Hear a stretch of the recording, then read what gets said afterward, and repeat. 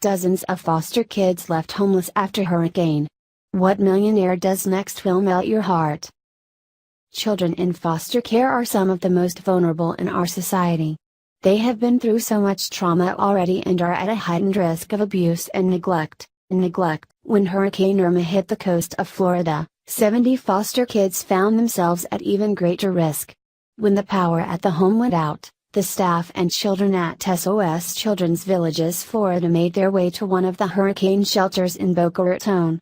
But after the power went off at the shelter, too, the sheriff told them they would need to find somewhere else to go.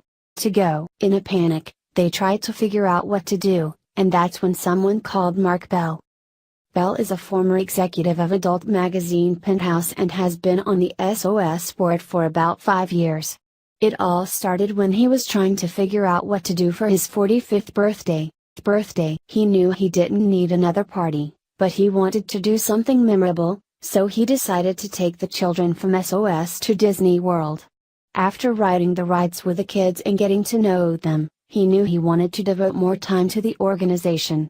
It was a magical experience and I managed to talk to all the kids and get to know them, he said.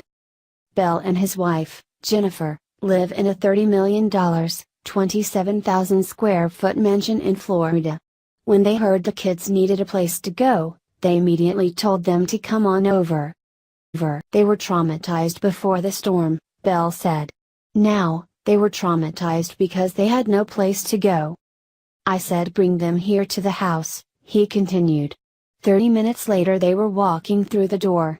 The Bells ordered 20 pizzas and made sure everyone bathed and had clean clothes, which took 36 loads of laundry.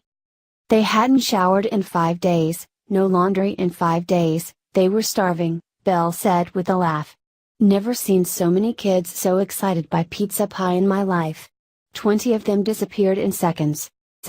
At first, the couple expected to host the kids for just a couple of hours until they found another shelter, but those hours turned into a couple of days. We celebrated 3 birthdays, 2 doctor visits and a tooth fairy, Bell said. It takes a village. The kids, who ranged in age from 2 to 17, had all brought sleeping bags and they slept for 2 nights in whichever rooms they picked. The Bells made sure they had their basic needs taken care of, and then they worked to make the time extra special. Their home already has a game room with pool, air hockey, and arcade games, a Star Trek-themed home theater, a pool with waterfalls, a full basketball court, a library, and a gym. Then they brought in singers, clowns, and athletes to entertain the kids, teachers to do arts and crafts with them, an ice cream truck, and even someone to do manicures for all the girls.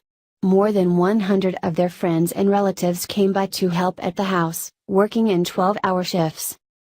People don't help each other anymore, Bell said. But this was an amazing show, how the community came together to help these kids. We asked and people came. On Wednesday, they got word that the power was back on at the foster home. Understandably, the kids were sad to leave. The time they spent with the Bells was like nothing they had ever experienced before. There was an abundance of love, Bell said. All these kids were getting one-on-one attention, which they never get. All the little kids were being held by someone and the older kids were getting one-on-one conversation.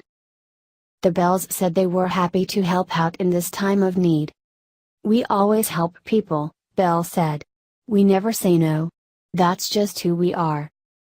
He added that they expected a big mess when the kids left, but the youths were actually neater and cleaner than their usual house guests. The Bells have set up a GoFundMe for the kids to raise money for repairs, food, clothes, and counseling. If you would like to help out, click here.